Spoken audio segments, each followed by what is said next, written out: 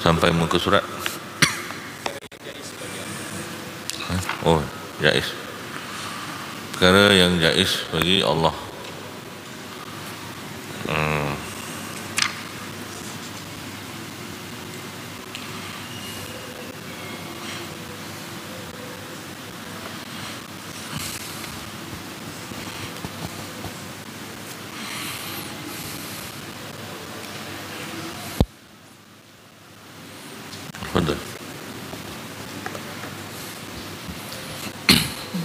Bismillahirrahmanirrahim. Perkara yang jaiz bagi Allah Azza wa Jalla. Jaiz, yakni boleh atau harus. Bagi hak Allah Azza wa Jalla adalah mengadakan setiap perkara yang mungkin, yakni makhluk, ataupun meninggalkannya, tidak, atau yang ini tidak mengadakannya. Mungkin ialah suatu yang dihukumkan sebagai jaiz akli, iaitu ia boleh ada dan boleh tidak ada secara hakikat dirinya, ataupun boleh sabit, iaitu sabit secara iktibar akli, iaitu atau perkiraan akal, ataupun tidak. Jadi mungkin salah satu perkara yang wajib kita beriman bagi Allah Subhanahu wa taala ialah ma yajuzu fi haqqihi ta'ala, apa yang jaiz bagi hak Allah Subhanahu wa taala. Bagaimana disebutkan di awal, disebutkan wa yajibu ala kulli mukallafin, wajib ke atas setiap mukallaf ma'rifatu ma yajibu fi haqqihi ta'ala, apa yang wajib bagi Allah Subhanahu wa taala, wa ma yastahilu alaihi, apa yang mustahil ke atas Allah, wa ma yajuzu fihi, dan apa yang jaiz bagi Allah Subhanahu wa taala. Maknanya tidak wajib dan tidak mustahil lah. Jaiz tu boleh, ataupun bahasa lama harus. Bagi hak Allah, hak di sini selalunya bermaksud bagi hakikat Allah. Hak Allah itu fi haqqihi ta'ala, maknanya fi haqiqatihi ta'ala, fi haqiqatihi ta'ala, ataupun fi zatihi ta'ala pun boleh.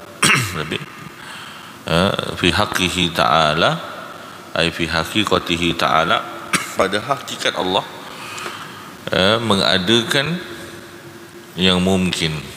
Maknanya hubungannya pada ta'alluq kudrah Allah. Sifat perkara yang jaiz ini kembali kepada ta'alluq kudrah. Mengadakan itu ta'alluq kudrah, yang mungkin, ataupun meninggalkannya, tidak mengadakan mungkin. Jadi kaedah dia, selama mana mungkin ialah mungkin, maka Allah boleh mengadakan dan boleh meniadakan. Selama mana mungkin itu memang mungkin, dia boleh ada boleh tak ada, maka Allah boleh adakan dan boleh tidak adakan. Jadi ini banyak masalah akan kembali kepada perkara ini. Walaupun nampak macam mudah, Allah boleh mengadakan mungkin dan meniadakan mungkin. Tetapi pecahan daripada masalah itu banyak, kerana fahaman-fahaman bid'ah dalam masalah ini banyak. Dan kita faham dulu, mungkin itu benda yang boleh ada boleh tak ada secara zat dia, boleh ada boleh tak ada secara hakikat zat benda itu, boleh ada boleh tak ada. Kalau terkait dengan ilmu Allah, dia tidak jadi jaiz lagi, kan? Kalau terkait dengan zat benda itu, macam manusia pada diri manusia, hakikat zaid sebagai manusia itu, dia boleh ada boleh tak ada. Pada fi haqqi zatihi, pada zat makhluk itu dia boleh ada boleh tak ada. Tapi pada kaitan dia dengan ilmu Allah, dia tidak boleh ada boleh tak ada. Kerana kalau dalam ilmu Allah memang Allah nak ciptakan dia, maka dia wajib ada. ketika mana dia akan diadakan. Itu terkait dengan ilmu Allah. Sebab tu kita kata boleh ada boleh tiada secara hakikat diri dia, diri mungkin itu. Penting dia punya kait dekat situ, secara hakikat dirinya, diri mungkin itu. Adapun jika dikaitkan secara iktibar ilmu Allah, maka tidak ada mungkin lah. Yang ada sama ada wajib ataupun mustahil. Benda yang Allah nak ada mesti ada, dia tak boleh tak ada, kan? Contoh keimanan Abu Bakar itu asalnya mungkin, kan? Keimanan Abu Bakar mungkin, tapi memang Allah nak dia ada, maka wajib dia ada. Dia panggil wajib aradi, wajib aradi ataupun wajib aridi. Wajib bernisbahkan kepada ilmu Allah. Begitu juga dengan iman Abu Jahal. Iman Abu Jahal dalam ilmu Allah, memang Allah tak nak, memang Allah tak nak. Maka iman Abu Jahal walaupun asalnya mungkin pada hakikat iman Abu Jahal itu, tapi pada iktibar ilmu Allah dia mustahil. Ya, mustahil kerana Allah tidak berkehendak kepada iman Abu Jahal. Maka itu penting memahami secara hakikat dirinya, secara hakikat dirinya. Kemudian apa yang penting? Apa yang penting, setiap Muslim wajib beriman bahawasanya Allah Azza wa Jalla boleh mengadakan atau mewujudkan sesuatu ataupun tidak mewujudkannya sama sekali. Tidak wajib bagi Allah. Jadi Muslim penting beriman Allah boleh, jaiz mengadakan ataupun mewujudkan sesuatu yang mungkin tadilah, ataupun tidak mewujudkan sama sekali. Boleh wujudkan dan boleh tidak wujudkan, ataupun boleh meniadakan juga. Boleh meniadakan. Meniadakan itu setelah ada, atau menghilangkan wujud, kan? Setelah ada pun boleh. Tidak wajib bagi Allah. Tidak wajib bagi Allah Azza wa Jalla untuk mengadakan sesuatu yang tidak mustahil. Juga untuk Allah Azza wa Jalla tidak mewujudkan sesuatu. Semua kembali kepada iradah dan ilmunya yang azali lagi sempurna. Jadi tidak wajib Allah mengadakan sesuatu, dan tidak juga mustahil Allah tidak mewujudkan sesuatu. Jadi kedua-duanya, wajib dan mustahil itu pada jaiz tidak ada, melainkan apabila dikaitkan dengan ilmu Allah. Kalau tidak, mutlak kudrah Allah itu tak ada selain terkait dengan ilmu Allah yang menyebabkan benda itu mustahil ataupun wajib. Semua kembali kepada iradah dan ilmunya. Maknanya asal orang itu, seorang manusia boleh beriman dan boleh kufur, boleh beriman dan boleh kufur. Maka Allah bolehlah cipta dia beriman ataupun cipta dia kufur. Dan situasi kedua, Allah boleh menciptakan seseorang itu dan letakkan dalam syurga, dan Allah boleh ciptakan seseorang itu dan letakkan dia dalam neraka. Boleh tak? Sebab apa? Masuk neraka tu mungkin bagi orang, masuk syurga pun mungkin bagi orang. Itu dua situasi. Situasi pertama, Allah boleh ciptakan orang itu beriman, dan Allah juga boleh ciptakan orang itu kafir. Kerana mungkin kerana iman bagi orang tu mungkin, dan kufur bagi orang tu pun mungkin. Benda boleh berlaku dan boleh tak berlaku. Dan situasi kedua, Allah boleh ciptakan seseorang itu masuk syurga. Ini tak ada kaitan dengan iman dengan kufur. Allah boleh ciptakan seseorang itu masuk syurga, dan Allah boleh ciptakan seseorang itu masuk neraka. Kenapa?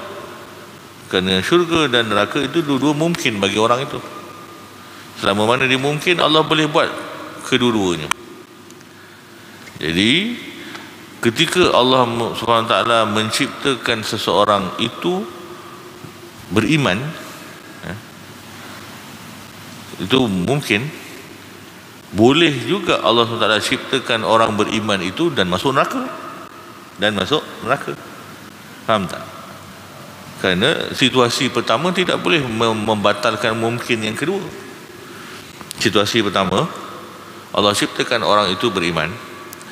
Setelah Allah ciptakan orang itu beriman, tidak boleh menyebabkan Allah hanya boleh menciptakan orang beriman itu masuk syurga saja. Kerana syurga dan neraka itu masih mungkin bagi dia.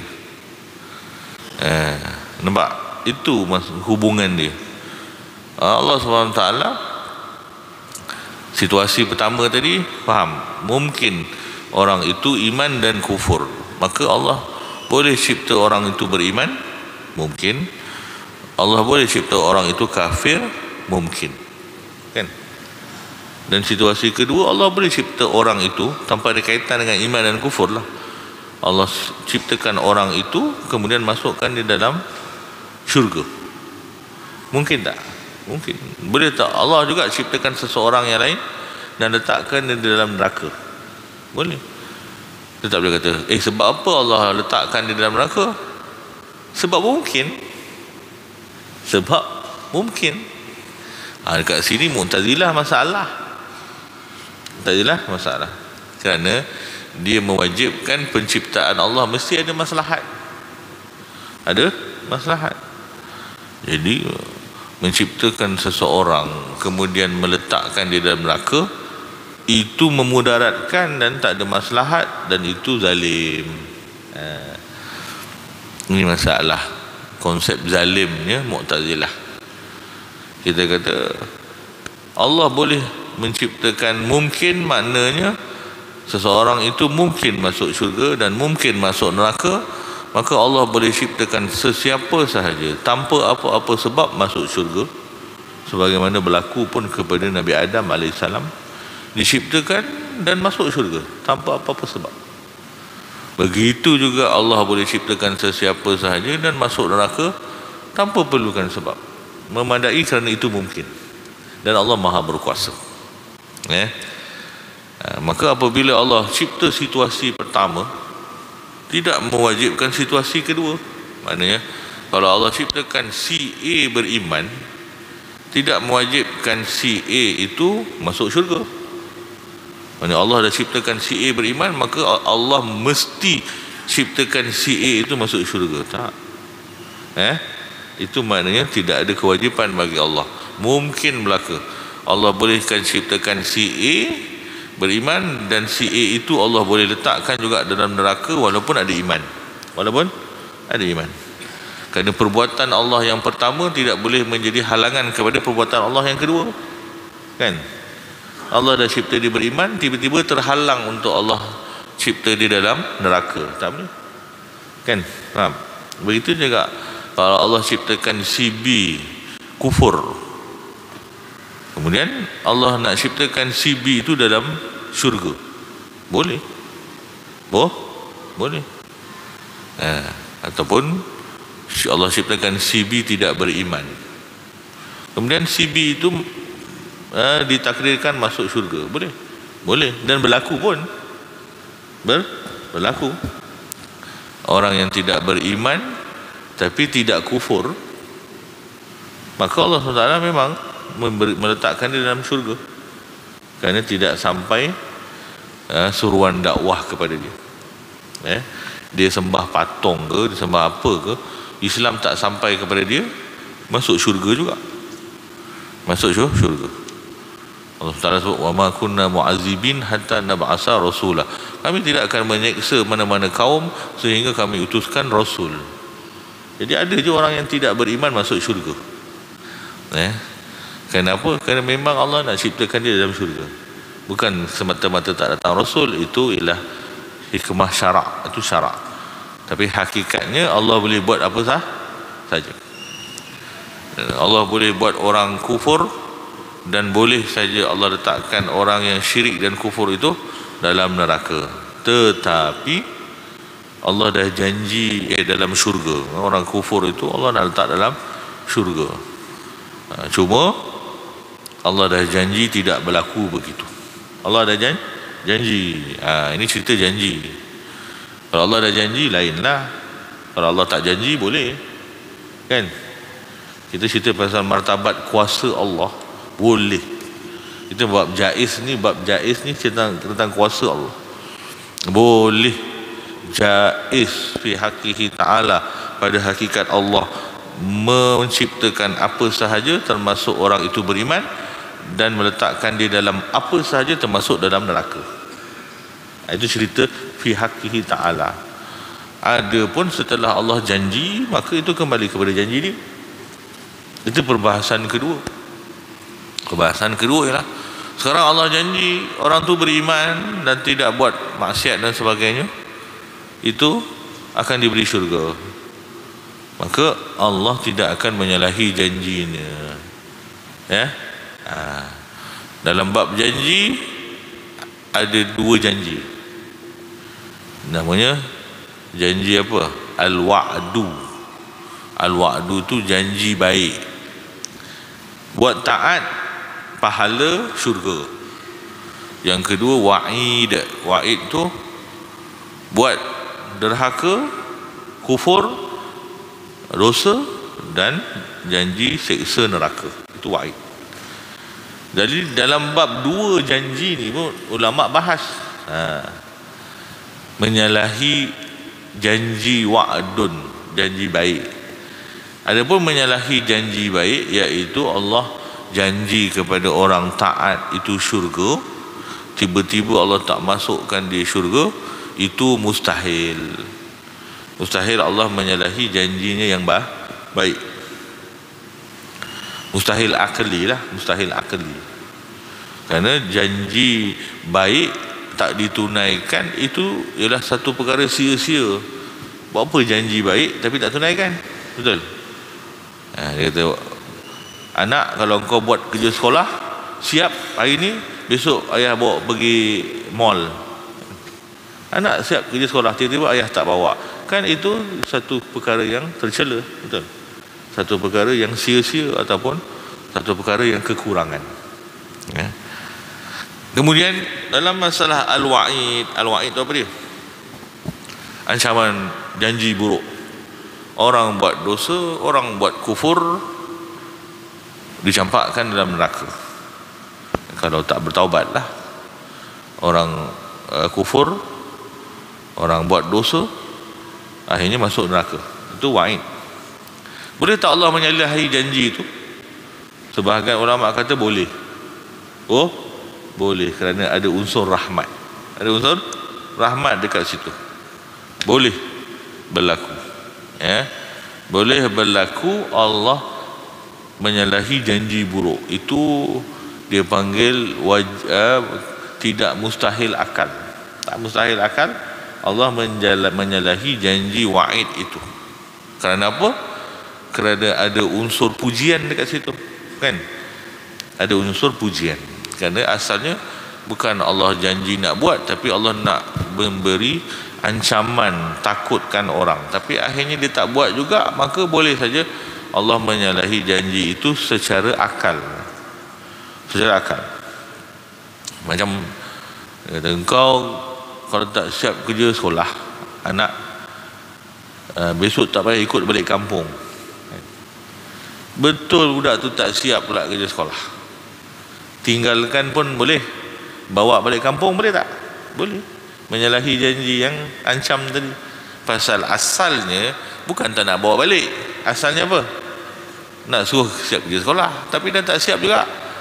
Ada unsur rahmahnya ayah itu, bawa balik jugalah kampung. Tercela tak? Menyalahi janji ancam tadi? Tak. Maka di hak Allah begitu juga. Di hak Allah begitu juga. Maka kata ulama, berlaku pada apa? Pada dosa besar dan dosa kecil, tetapi tidak berlaku pada syirik. Tidak berlaku pada syirik. Kufur, maknanya kufur memang tak ada menyalahi janji ancam. Tapi ulama, sebahagian ulama kata pada dosa kecil dan besar pun bukan Allah menyalahi janji, tetapi Allah dah letak satu klausa, iaitu keampunan Allah. Allah ampunkan siapa saja yang berdosa. Jadi bukan Allah menyalahi ancaman dia, tapi Allah memaafkan orang yang berdosa besar, maka tak masuk neraka dia. Boleh tak? Boleh. Adakah itu menyalahi janji? Tidak, kerana Allah dah janji nak mengampunkan dosa apa saja kalau dia nak. Jadi ada orang yang mati dosa besar, tak bertaubat, tak masuk neraka dia. Adakah itu sebab Allah menyalahi janji buruk? Tidak. Itu sebab Allah menunaikan janji dia, dia nak ampunkan siapa yang dia nak. Berdasarkan ayat Quran, innallaha la yaghfiru ay yushraka bihi wa yaghfiru ma duna zalika liman yasha. Allah hanya tidak mahu ampunkan dosa yushrika bihi, dosa syirik kepada Allah, kufur.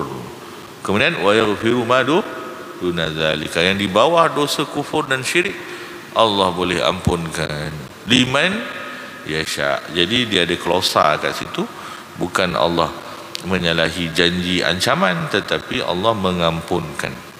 Ya. Tapi secara akal boleh, sebagian ulama kata Allah menyalahi janji buruk, boleh. Tetapi secara syarak tu wajib kita percaya Allah tidak akan menyalahi mana-mana janji dia. Kita punya iktikad, perbahasan fi haqihi ta'ala laillah, itu hak Allah, supaya kita tidak mengatakan Allah wajib memberi orang beriman pahala. Tak, Allah bagi orang beriman pahala kerana dia yang janjikan. Dan lebih sempurna lagi masalah ini, Allah janjikan dan Allah janji untuk tidak menyalahi janji. Itu level yang ketiga. Ya, level yang ketiga, Allah sendiri mengatakan innallaha la yukhliful mi'ad. Dah selesai dah masalah itu. Ya, asalnya boleh tak menyalahi janji? Baik tak boleh, buruk boleh, sebahagian ulama katakan. Tapi Allah dah tutup dengan satu kenyataan, innallaha la yukhliful mi'ad. Allah tidak akan menyalahi janjinya. Maka itu confirm. Secara syarak kita wajib beriman Allah tidak akan menyalahi janjinya. Ya, ada beza perbahasan akal dengan syarak. Kerana apa? Supaya kita memahami asas hakikat Allah begitu. Tetapi setelah disyariatkan, wajib kita beriman begini. Ya. Sebab Mu'tazilah syarak tak syarak Allah mesti. Kan? Syarak tak syarak Allah, kalau orang beriman Allah mesti bagi masuk syurga. Kita kata tak boleh mestikan Allah begitu. Hak Allah lah nak masukkan siapa syurga dan siapa neraka. Mu'tazilah kata tak kira. Kalau orang taat syurga, orang maksiat neraka. Kan? Dia ukur Allah dengan emosi dia, dan dia paksa Allah. Kalau Allah tak janjikan pun dia mesti buat. Itu salah. Itu sebab benda ni penting.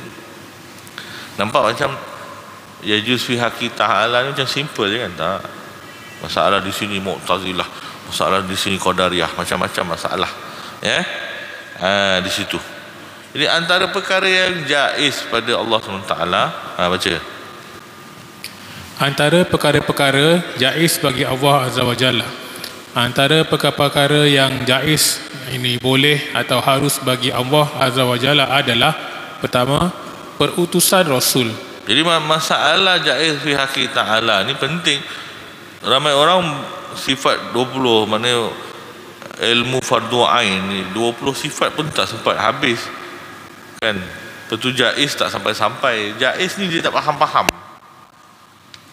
Sampai dia terikut Mu'tazilah, dia terikut fahaman-fahaman sesat yang merasakan Allah wajib melakukan baik kepada manusia sahaja, kan?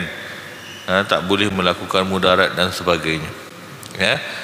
Maka di sini dijawab oleh ahli sunnah wal jamaah, antara perkara yang jaiz asalnya bagi Allah ialah mengutuskan Rasul.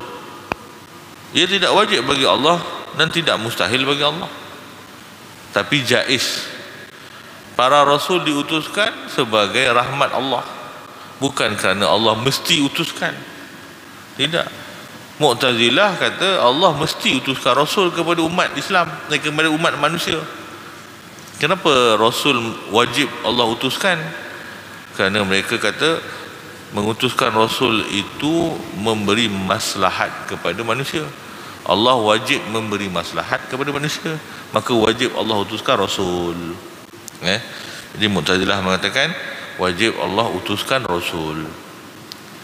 Ini masalah Mu'tazilah, memaksa-maksa Allah. Kemudian yang kedua, yang kedua, kurniaan, ganjaran dan balasan siksaan. Allah Azza wa Jalla menganugerahkan pahala kepada orang yang taat dengan sifat pemurahnya dan menyeksa orang yang melakukan maksiat dan kufur dengan sifat keadilannya. Ia merupakan suatu yang jaiz akli, iaitu boleh bagi akal, kerana tiada yang boleh mewajibkan apa-apa ke atas Allah Azza wa Jalla. Secara syarak, kita wajib beriman dengannya, dan kerana Allah Azza wa Jalla telah menjanjikannya di dalam wahyunya. Jadi masalah akal, tak wajib bagi Allah memberi pahala kepada orang taat dan menyeksa orang yang kufur. Itu tidak wajib. Kerana perbuatan Allah tidak akan mewajibkan perbuatan lagi satu. Allah bagi orang iman, tiba-tiba dengan sebab Allah bagi orang itu iman, Allah wajib bagi dia pahala. Dia yang bagi orang itu iman, kenapa dia wajib pula bagi orang itu pahala? Dan begitu juga orang yang Allah ciptakan kekufuran pada dia, pada hakikatnya tidak juga wajib Allah menyeksa dia. Maka sebab tu ulama ahli sunnah wal jamaah, salaf dan khalaf, daripada zaman salaf sampai sekarang mengatakan Allah SWT ketika memberi pahala fadlan, kerana limpah kurniaan Allah. Fadlan tu kerana sifat pemurahnya Allah. Innallaha asaba sawaban fadlan wa aqaba iqaban adla.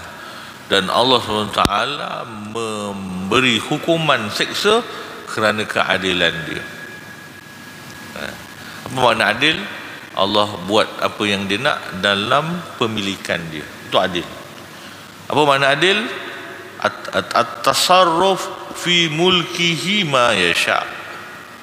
Dia berbuat apa sahaja dalam pemilikan dia macam mana dia nak. Orang tu dalam pemilikan Allah ke bukan? Kalau orang itu dalam pemilikan Allah, maka Allah buat sesuka dia, itu masih adil. Walaupun campak dalam neraka, neraka pun neraka, kerana itu pemilikan Allah. Yang tak adil tu buat tasarruf fi ghairi mulki. Orang itu buat suka-suka pada bukan pemilikan dia. Ada orang kata boleh tak orang cederakan diri sendiri pasal itu pemilikan dia? Tak boleh. Diri kita pemilikan Allah. Diri kita pemilikan Allah. Mana ada pemilikan kita sampai kita boleh buat suka-suka hati? Diri kita semua, kalau kita tak pernah merasa boleh buat apa-apa dalam pemilikan kita, kerana kita tak ada apa-apa pemilikan. Allah kata jangan campak diri kau dalam kebinasaan. Kita kata saya nak buat suka hati. Suka hati apa? Apa yang ada pemilikan kau itu? Jadi kita tak boleh nak membayangkan satu keadilan dengan melakukan sesuatu ikut sesuka hati kita dalam pemilikan kita, kerana kita tak memiliki apa-apa. Jadi nak menilai keadilan Allah tu mustahil, kerana hanya Allah sahaja yang boleh bersifat adil dengan makna melakukan apa yang dikehendaki pada pemilikan dia. Keadilan kita ialah melakukan mengikut kehendak Allah pada pemilikan Allah.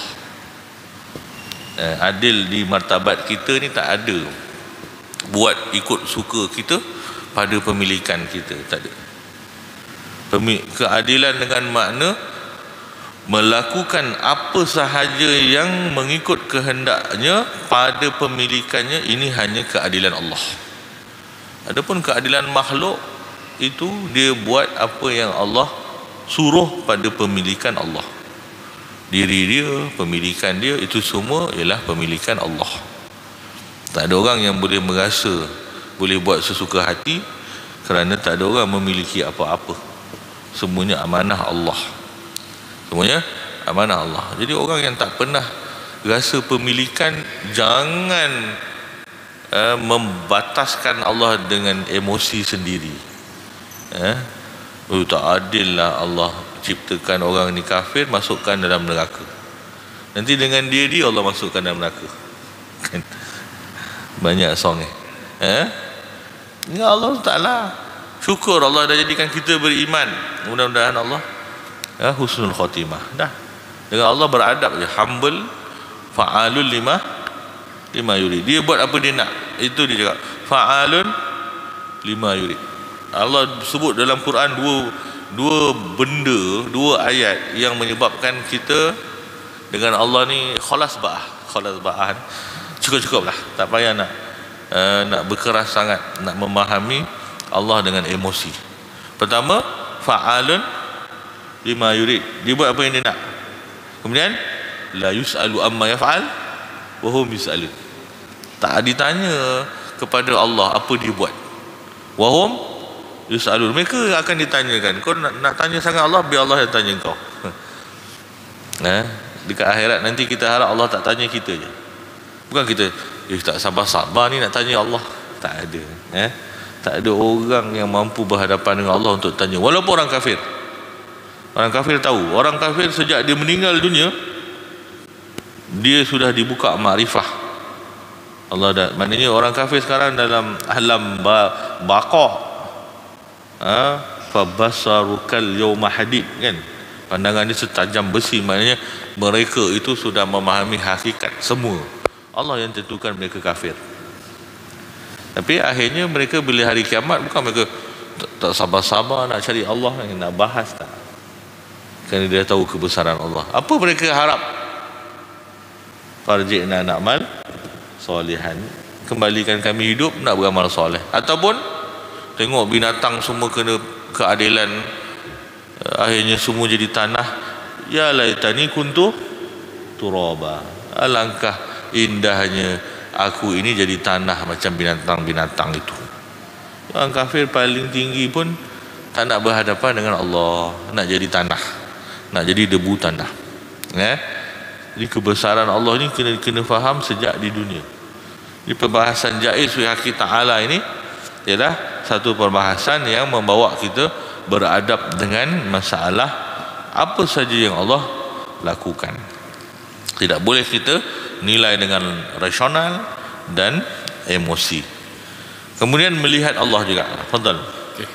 Melihat Allah Azza wa Jalla, ia adalah jaiz secara hukum akli dan pasti berlaku bagi orang-orang yang beriman di akhirat sesuai dengan janjinya.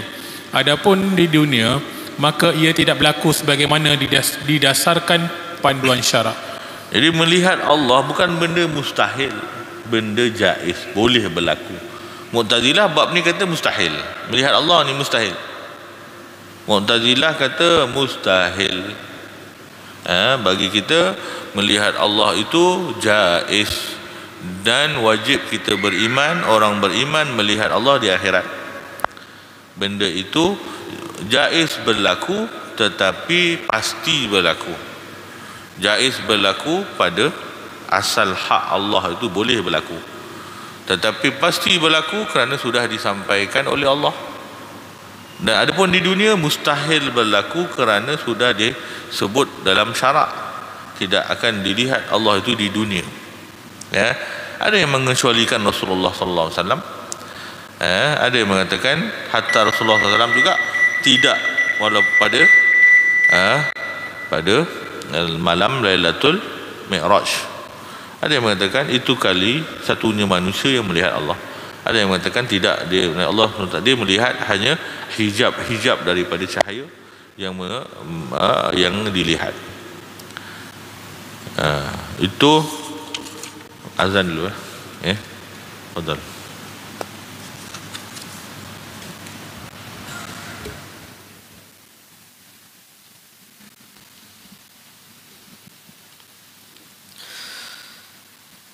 Allahu Akbar, Allahu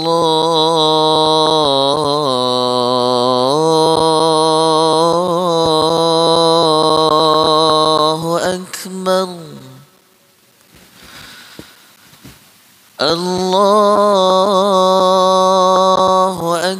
أكبر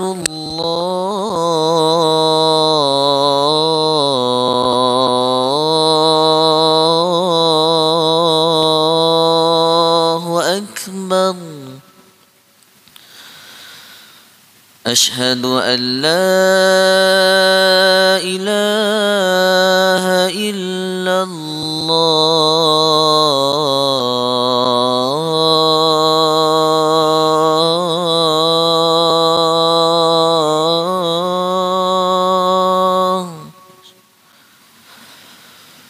أشهد أن لا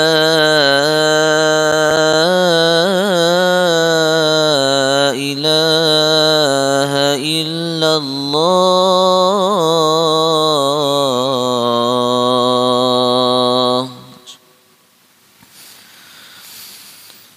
أشهد أن محمدا رسول الله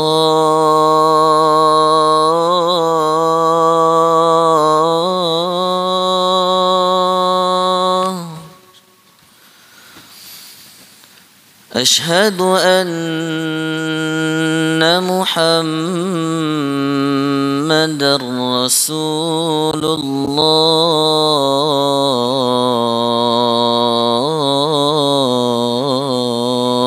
الله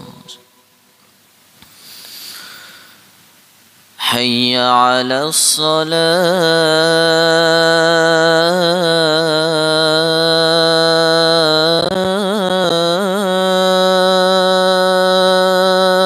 الصلاة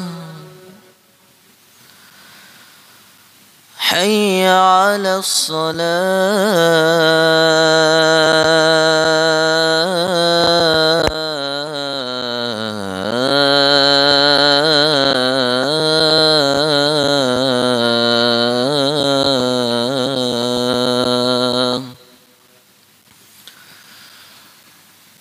حي على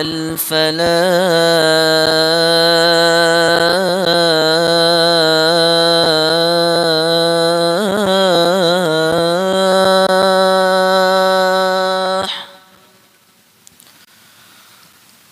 حي على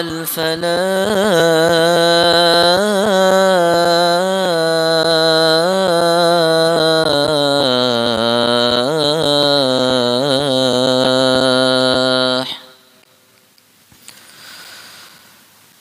الله أكبر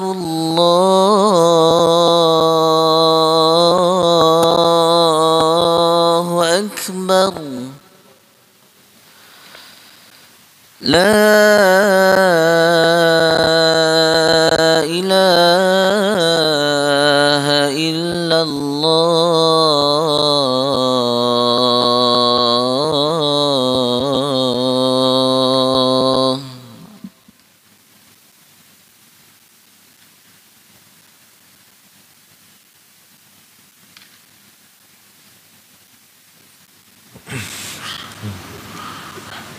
Alhamdulillah, kita sambung perbahasan melihat Allah Subhanahu wa taala ini.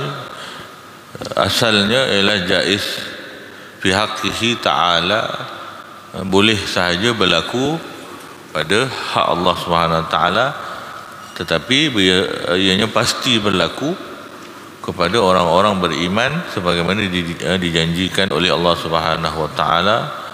Disebutkan wujuhun yauma idzin nadhirah ila rabbiha nadhirah. Hari di mana wajah-wajah orang beriman itu berseri-seri dan kepada Tuhannya ia memandang. Cuma golongan Mu'tazilah mengingkarinya kerana melazimkan, meletak kelaziman. Sesuatu itu boleh dilihat kalau ianya ada bertentangan dengan orang yang melihat. Allah SWT tidak bertempat dan tidak bertentangan, dia tidak ada dalam dimensi mana-mana, dia tidak wujud bertempat, maka Allah tidak boleh dilihat, kerana mereka mensyaratkan melihat yang dilihat itu mesti bertentangan, mesti muwajahah. Melihat ni mesti di depan seseorang ataupun bertentangan dengan seseorang. Allah SWT tidak bersifat dengan dibatasi dengan fizikal ataupun dimensi dan depan, belakang, tidak bertempat. Jadi dia buat kesimpulan Allah tidak boleh dilihat. Berbeza dengan mujassimah. Mujassimah pun ikut Mu'tazilah juga. Syarat sesuatu itu boleh dilihat, mesti bertentangan. Syarat sesuatu itu boleh dilihat mesti berhadapan, mesti bertentangan. Maka Allah boleh dilihat, maka Allah bertentangan dengan kita. Itu menunjukkan Allah ada tempat. Kerana Allah boleh dilihat, maka Allah bertempat. Mu'tazilah mengatakan Allah tidak bertempat, maka Allah tak boleh dilihat, kerana dia melazimkan melihat dengan bertempat. Adapun ahli sunnah wal jamaah mengatakan tidak melazimkan melihat itu, dilihat itu bertempat. Kerana melihat itu ialah suatu kuasa, kemampuan yang diciptakan oleh Allah untuk melihat benda yang boleh dilihat. Benda yang dilihat tidak semestinya berhadapan ataupun bertentangan. Maka ulama Asy'ariyah dan Maturidiyah mengatakan musahhih lirru'yah ialah al-wujud. Selama mana sesuatu itu wujud, maka boleh dilihat. Kata Mu'tazilah dan Mujassimah, musahhih al-wujud tu al-muwajahah ataupun al-makan, menyebabkan sesuatu itu boleh dilihat kerana dia bertempat ataupun bertentangan. Maka satu menetapkan tempat kerana boleh dilihat, satu menafikan tempat lalu menafikan boleh dilihat. Ahli sunnah wal jamaah mengatakan musahhih ar-ru'yah al-wujud. Benda itu sah dilihat kerana wujud, bukan kerana ada tempat ke tak ada tempat. Benda itu boleh dilihat kerana dia wujud. Allah wujud tak? Allah wujud, maka boleh dilihat. Kenapa kita tak boleh lihat sekarang? Kerana Allah tidak ciptakan kebolehan untuk melihat Allah. Itu saja, bukan kerana Allah tidak bertempat. Allah tidak bertempat pun boleh dilihat kalau Allah ciptakan kebolehan kita melihat Allah. Maka kita punya musahhih al-wujud, musahhih ar-ru'ya ialah al-wujud. Benda itu boleh dilihat kerana wujud. Allah wujud, maka Allah boleh dilihat. Tidak tanpa tempat, tanpa bertentangan, tanpa jisim, tanpa apa-apa kelaziman fizikal. Kerana fizikal itu mustahil bagi Allah. Itu beza kita dengan Mu'tazilah dan Mujassimah. Kemudian yang terakhir ialah maslahat. Maslahat hamba. Allah Azza wa Jalla meraihkan kemaslahatan makhluk dan menciptakan yang terbaik untuk kemaslahatannya. Juga adalah jaiz akli. Kerana tidak ada yang wajib ke atas Allah Azza wa Jalla dalam ciptaannya. Semua yang Allah Azza wa Jalla ciptakan dan lakukan pada makhluk-makhluknya tidak keluar daripada fadl, limpah kurniaan dan adil, keadilan. Jadi kalau Allah memberi maslahat kebaikan kepada hamba-Nya, maka itu kerana limpah kurnia Allah, fadlan, kerana limpah kurnia Allah. Kalau Allah SWT memberi mudarat, memberi keburukan, itu daripada adlan, daripada keadilan Allah. Tidak wajib Allah memberi kebaikan kepada hamba-Nya. Tidak wajib bagi Allah memberi kebaikan ataupun maslahat kepada hamba-Nya. Ini berbeza dengan Mu'tazilah. Mu'tazilah kata Allah ciptakan hamba-Nya mesti beri kebaikan, mesti beri maslahat. Kita kata dari mana datangnya mesti itu? Dari mana datangnya mesti itu? Dari ukuran manusia, maknanya Allah kena ikut manusia. Lemahlah Allah. Dari mana punca mesti itu? Kalau mesti itu sebab neraca kita emosi, takkan Allah ciptakan tak ikut maslahat, kesian. Itu emosi kita. Allah Taala tidak terikut dengan emosi kita. Dia di tahap kesempurnaan dia. Satu-satunya yang ada di dalam ciptaan Allah ialah hikmah. hikmah, kebijaksanaan, bukan maslahat. Maslahat tidak wajib, tetapi hikmah mesti, kerana Allah itu ada sifat ilmu, maka dia tidak buat benda sia-sia. Jadi apa hikmah cipta orang kafir? Memang tak ada maslahat orang kafir diciptakan, kepada diri dia tak ada maslahat, tapi ada hikmah. Hikmahnya kepada orang beriman, supaya orang beriman tahu nilai iman. Kalau tidak ada orang kafir, orang beriman tak tahu nilai iman dia. Kalau semua orang masuk syurga, tidak jadilah ahli syurga tu terpilih. Dah semua orang masuk syurga, jadi dijadikan neraka supaya ahli syurga tahu mereka terpilih masuk syurga. Buktinya ada yang tak terpilih. Tapi kalau semua orang masuk syurga, dekat mana ahli syurga rasa dipilih masuk syurga? Habis semua orang masuk syurga. Kalau tak ada orang sakit, tak ada orang rasa sihat. Betul? Tanya batu, batu tak pernah rasa sihat, sebab dia tak pernah sakit. Betul tak? Maknanya apabila tidak ada lawan, orang itu tidak tahu pilihan.